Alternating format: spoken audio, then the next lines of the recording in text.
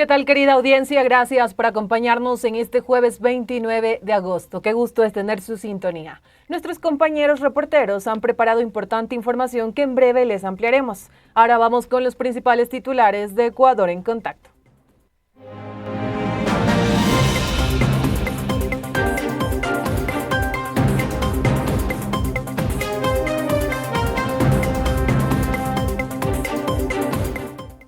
Desde UNICEF se hace un llamado a las autoridades para instaurar un sistema de protección de la infancia. Organizaciones conmemoran los 10 años de la tipificación del femicidio en el Ecuador. Y existen otras alternativas económicas para no explotar el Yasuní. Ya les contamos con las declaraciones de un experto aquí en Ecuador en Contacto. Ya regresamos con la ampliación de las noticias.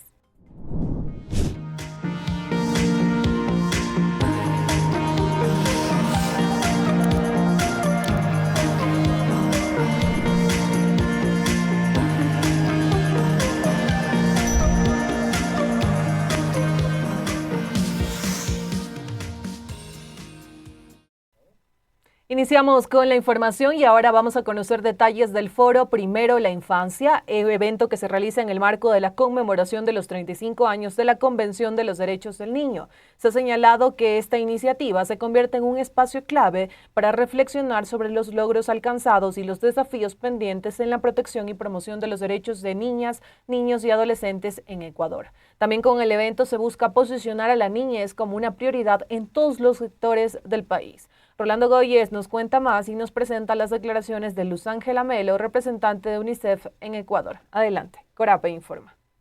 Y el país se integra ya al conmemorar los 35 años de la Convención de los Derechos de los Niños. UNICEF junto con otras entidades de Estado presentaron los principales logros que se ha tenido durante este tiempo. Luz Ángela Melo, representante de UNICEF en Ecuador, ha señalado cuáles son los retos y también un llamado a las autoridades. Escuchemos lo que mencionó. Este país no tiene un sistema de protección, lo tuvo precario, pero lo tuvo.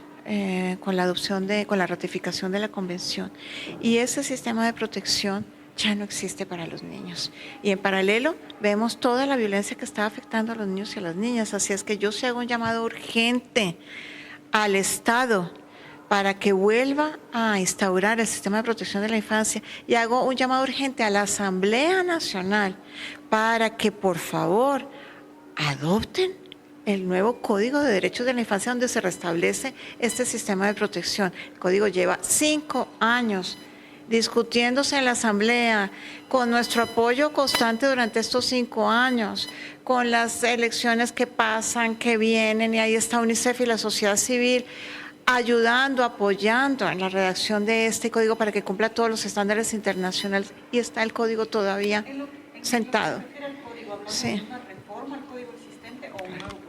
Es un nuevo proyecto, instaura de nuevo un sistema de protección para la infancia en armonía con los estándares internacionales de los derechos de los niños. Por ejemplo, fortalece el sistema de justicia penal especial. Es muy importante que haya un sistema de justicia penal especializado para los adolescentes y las adolescentes en conflicto con la ley. Instaura instituciones de protección de la infancia, y además establece y afirma todas las garantías de protección para los niños y niñas cuyos derechos sean violentados. Eran las declaraciones de Luz Ángela Melo, representante de UNICEF en Ecuador, quien también estaba puntualizando de la importancia de contar con políticas públicas para salvaguardar la integridad de los menores. Esto se está dando a propósito del foro La Primera Infancia. Con esto retornamos. Corape informa. Y el Ecuador se integra, y en otras noticias contarles que hoy jueves 29 y hasta mañana viernes 30 de agosto se realizará el Encuentro Nacional de Familiares de Víctimas de Femicidio, Muertes Violentas, Transfemicidio y el Movimiento Feminista, para conmemorar en este caso los 10 años de la tipificación del femicidio en Ecuador. En este evento también se busca visibilizar la falta de garantías para el acceso a la justicia y las omisiones que muchas veces los familiares denuncian en investigaciones de muertes violentas en el país. Nicole Mendoza nos trae el reporte de este tema. Veamos, Corape informa.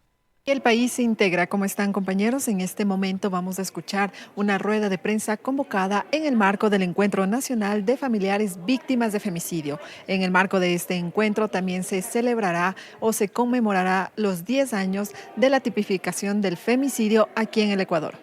Nosotras decimos que en estos 10 años, evidentemente, la tipificación es un logro del movimiento feminista del Ecuador, pero no es suficiente, porque lamentablemente, ustedes saben, podemos nosotras modificar las leyes, pero lo que estamos buscando es transformar la cultura, y las transformaciones culturales, la transformación de los estereotipos y sobre todo la transformación de un Estado que sigue siendo patriarcal, de una justicia que no entiende, que sigue firmando tratados internacionales, pero que es incapaz de que efectivamente eso se concretice en los operadores de justicia, pues eso nos queda como un gran camino por recorrer. Creo que también es importante que se discuta de esto en los contextos donde se aplica también justicia indígena, ¿no? Porque hay que entender que Ecuador es un Estado plurinacional y también las mujeres estamos en esta dinámica de que se entienda estas dos formas de justicia. Yo soy madre de Adriana Camacho y de Santiago Martínez, quienes fueron asesinados el 24 de febrero del 2020 por la pareja de Adriana.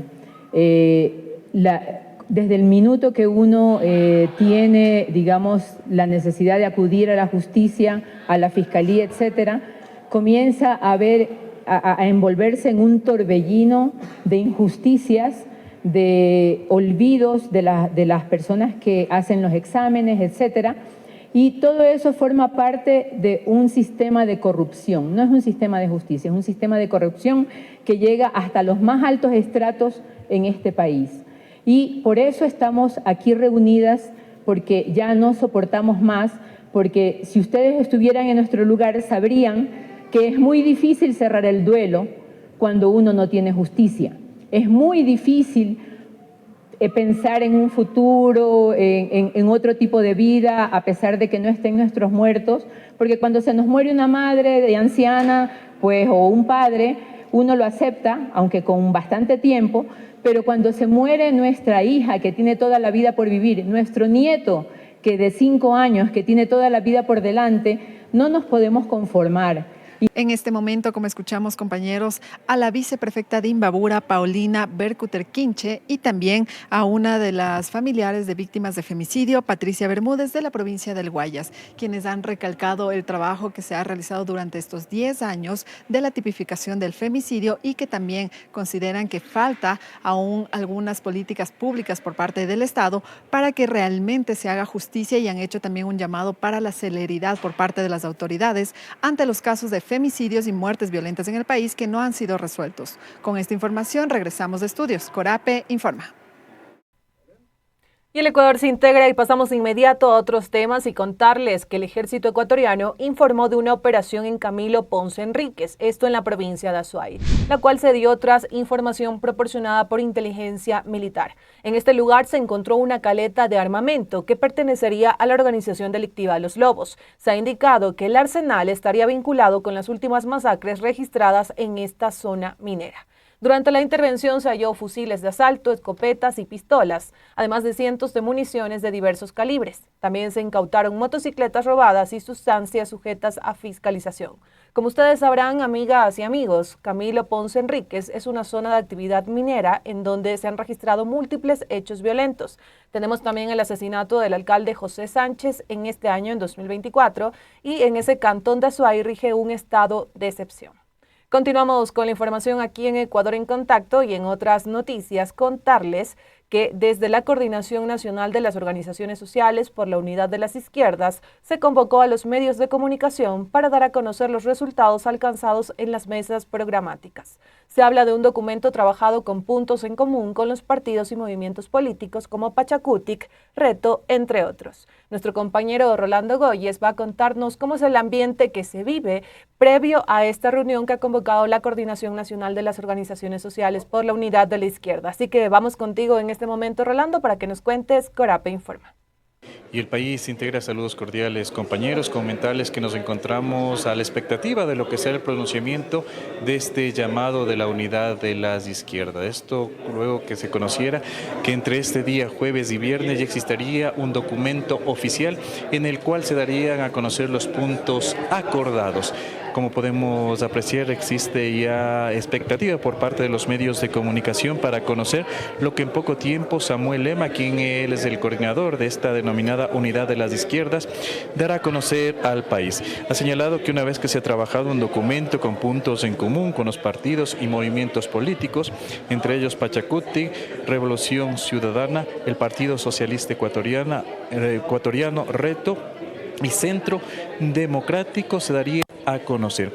Ha mencionado también a través de un comunicado que es una obligación dar a conocer al país sobre los acuerdos que se han llegado. Recordemos que en días pasados precisamente nosotros hablábamos con Samuel Lema, quien es el coordinador de esta unidad de las izquierdas, y mencionaba que al momento existían 3 puntos, pero que uno de ellos precisamente era uno referente a las alianzas electorales. De ahí la expectativa que se tiene desde los medios de comunicación para conocer el pronunciamiento que será de la unidad de las izquierdas. Reiteramos los movimientos y partidos políticos que son parte de este llamado que se era en primera instancia a varias organizaciones, pero solo se cuenta con Pachacuti, Revolución Ciudadana, Partido Socialista Ecuatoriano, Reto y Centro Democrático. Cabe recordar que también que hasta este 30 de agosto vence el plazo para las alianzas electorales, tal como reza el calendario electoral del Consejo Nacional Electoral.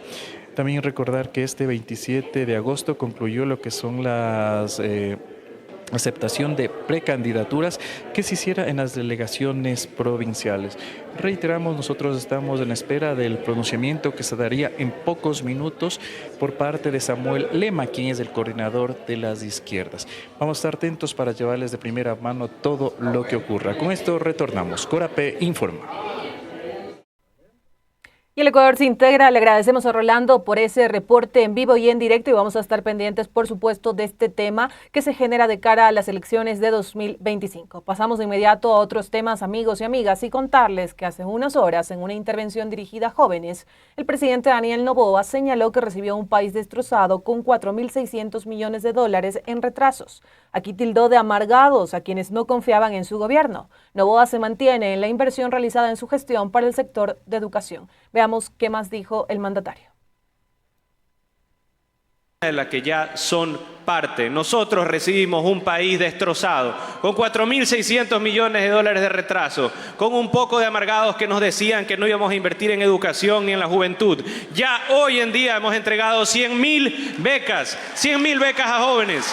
De esos jóvenes, más de 80.000 son a mujeres que no tenían una oportunidad, algunas que tienen 1 hasta 2 hijos y que se les es muy difícil conseguir un empleo, conseguir una beca, conseguir un mejor futuro. Inclusive para esos niños.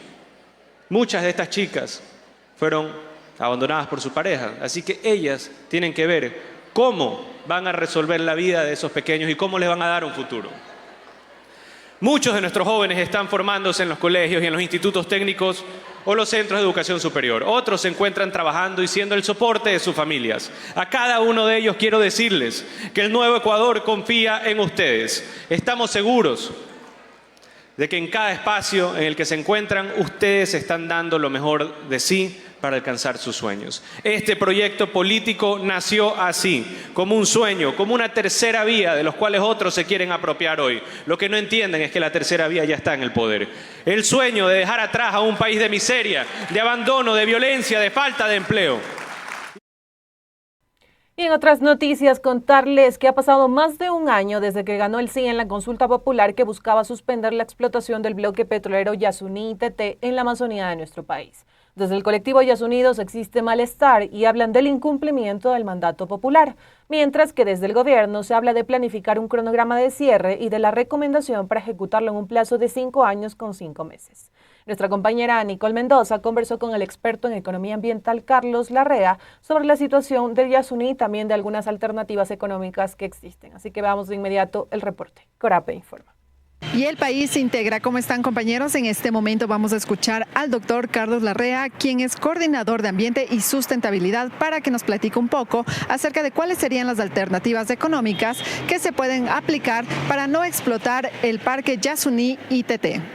El primer punto, que es el costo de cerrar el ITT de acuerdo con la decisión respaldada por el 59% de los ecuatorianos del 20 de agosto del año pasado.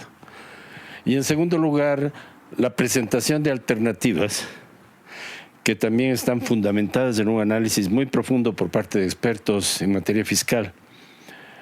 Y por otro lado, estas alternativas podrían permitir que el Estado obtenga muchísimo más que los ingresos que, de acuerdo con nuestras estimaciones, podría costarle al Estado cumplir con el mandato constitucional y con la consulta del 20 de agosto del 2023. Nosotros pensamos en reducir al menos el 10% de estas exoneraciones tributarias, dejando tal vez las que pueden ser más efectivas, las que han dado algún resultado.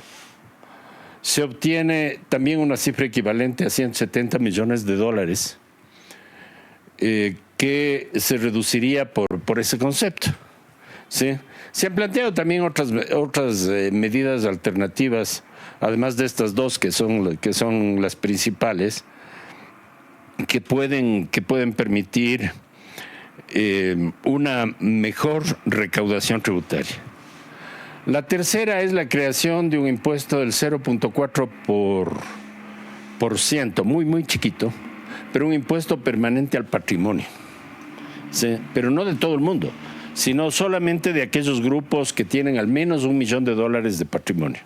¿Sí? O sea, de los grupos económicos, que son 300 aproximadamente grupos económicos más poderosos del país. Así es, compañeros, en este momento, como escuchábamos al doctor Carlos Larrea, quien nos explicó cuáles serían estas alternativas económicas para no explotar el Parque Yasuní ITT. Tal cual como lo señaló, dentro de estas alternativas está el análisis o aplicar estrategias para reducir la brecha tributaria. Y también señaló e hizo un llamado a las autoridades para que se cumpla con lo dictaminado en la consulta popular de agosto de 2023. Con esta información regresamos a estudios. Corape informa. Y el Ecuador se integra, y con este reporte, amigos y amigas, llegó el momento de irnos a una pequeña pausa, pero ya regresamos en este espacio comunitario de la Red Corape.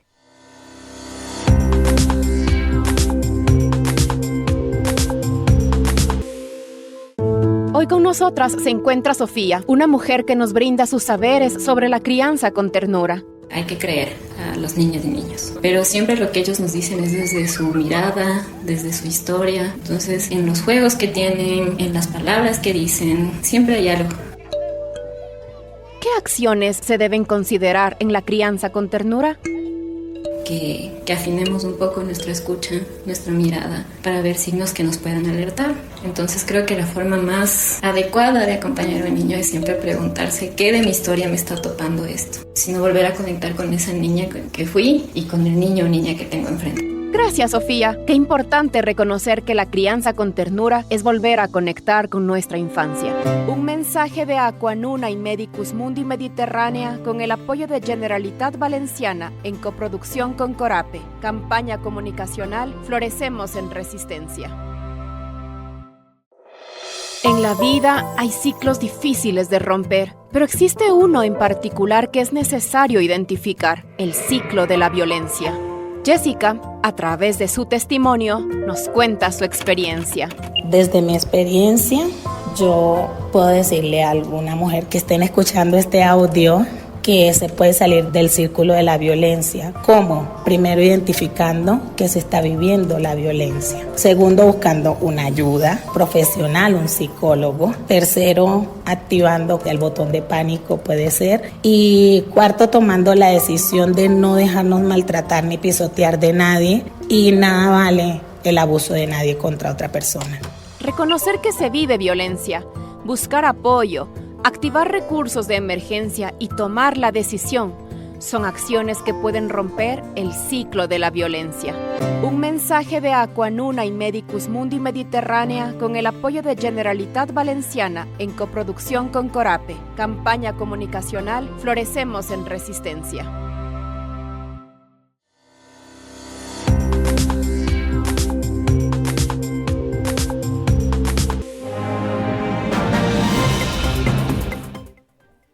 Gracias por acompañarnos hasta los minutos finales de Ecuador en Contacto en su primera emisión. Qué gusto es haber hecho este enlace informativo con ustedes a esta hora del día, amigos y amigas, para que conozcan de algunos detalles que se van generando en el país. Recuerden seguir pendientes de Corape Digital TV porque estamos constantemente actualizando la información y, por supuesto, en algunas horas nos volvemos a encontrar con el noticiero Ecuador en Contacto en su segunda emisión. Así que no se sigan perdiendo las noticias. Un abrazo y buen provecho para quienes están almorzando.